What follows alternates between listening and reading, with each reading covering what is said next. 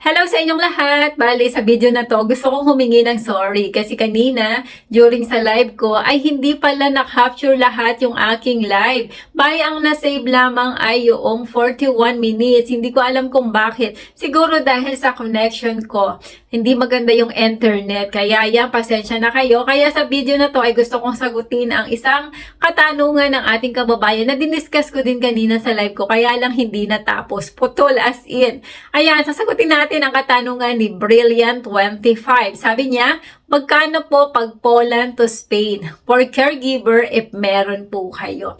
Ayan, kung halimbawa kayo ay nasa Poland na, hindi nyo na kailangan maghanap ng a-applyan. Wala na kayong ibang kailangan gawin kundi pumunta kayo dito sa Spain. Either mag-bus kayo or mag-plane kayo. Kung ang iniibig mo sabihin naman ay kung sa agency magdadirect ka kasi maghahanap ka na ng trabaho, mostly kasi ang mga caregiver ay para sa mga may papel. Pero meron tayong mga ibang kababayan na nakakapagtrabaho dito sa Spain kahit undocumented as a caregiver. Kaya lang, medyo hindi ganun kalaki ang chance nang magiging trabaho mo talaga ay caregiver. Kasi mostly dito, ang mga naghahanap ng katulong ay yung mga mag-asawa na may aalaga ang mga bata.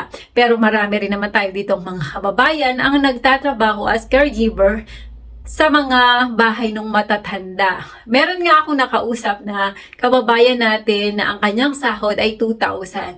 Masyadong malaki yung kanyang sahod kasi nga wala siyang day off. May time lang na pwede siyang lumabas 3 oras. At maganda din yun kasi hindi niya na kailangan kumuha ng boarding house, tapos wala siyang masyadong gagastusin. Siguro ang ginagastos na lang niya ay yung ibang bagay na gusto niyang kainin.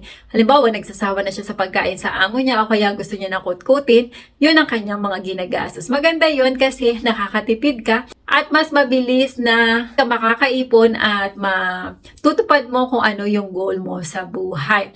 At meron din naman tayo ibang kababayan na caregiver dahil dalawa sila, medyo mababa ang sahod. Kaya yan sa mga nangangarap na magtrabaho dito as caregiver, pwede naman kahit undocumented kayo, kaya lang swertihan kung makakahanap kayo ng employer ang aalagaan nyo ay matanda. Pero mostly, kailangan mo talagang mag-aral ng nursing assistant ng 9 months, then yun, pwede ka magtrabaho after nun sa home for the agent. O kaya naman ay kung merong available na employer na magtatrabaho ka, alagaan mo yung matanda doon sa mismong bahay nila. Pero dapat marunong ka ding mag-Espanyol. Ayan, sana nakatulong ang video ko na to at kung nagustuhan nyo ang video na to, pakiclick nyo ang like at kung hindi ka pa nakaka-subscribe, i-click mo na ang subscribe button at para ma-notify kayo na may mga bago akong videos, i-click mo na ang bell button. Maraming salamat!